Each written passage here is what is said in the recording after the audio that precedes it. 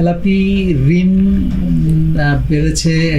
আমাদের যে আগে যে সমস্ত খেলাপি ঋণগুলোকে হয়তো আমরা নাজুক পজিশনে ছিল, আমরা সেইভাবে দেখাতে পারিনি, সেগুলো এখন দেখাচ্ছি আমরা একদম স্পষ্ট আকারে।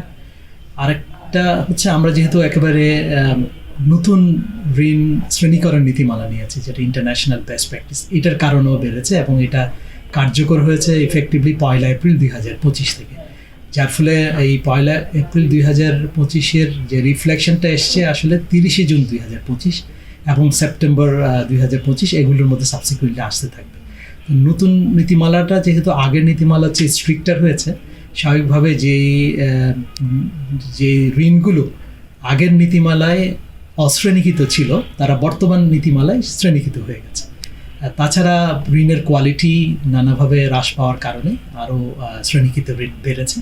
তো সার্বিকভাবে আমাদের অর্থনীতিতে এখন খেলাপি ঋণের আমরা বাড়তি দিকে আছি। তবে আমাদের বেশ কিছু পলিসি আমরা নিয়েছি যে আমরা কিভাবে ঋণ ব্যবস্থাপনা, ঋণের যেটাকে বলছি আমরা মন্দ ঋণ ব্যবস্থাপনা কীভাবে করতে হয় সে নিয়ে বেশ কিছু আমরা নীতি নির্ধারণী নিয়েছি। স্টেপগুলো ব্যাংকিং সেক্টরে কার্যকর আছে।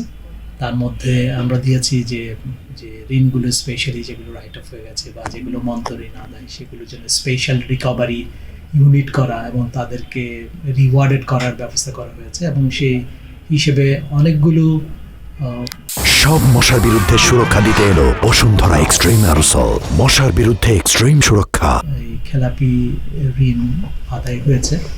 আবার কিছু জায়গায় দেখাচ্ছে আমরা হয়েছে যে নতুন একটা নীতিমালায় উইলফুল ডিফল্টার, তো এইটা আইনে ছিল না এবং সার্কুলারে আমরা নির্দেশনা দিয়েছি কোন কোন ক্ষেত্রে এটা উইলফুল ডিফল্টার হবে।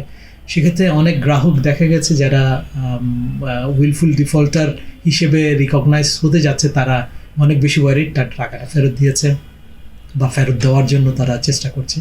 তো এদিক থেকেও কিছু রিকভারি হয়েছে। আর এনপিএল রেজুলেশন যেটা বলি, একেবারে যে জিনিসগুলো হচ্ছে আসলে ব্যবসাটা নাই, এই ব্যবসায়ী এইটাকে নতুন করে ব্যবসা করে আবারও ব্যবসায় ফিরে এসে লোনটা রিকভার করা কখনোই সম্ভব না। অর্থাৎ এই লোনগুলোকে আসলে আমাদেরকে সোল আউট করতে হবে।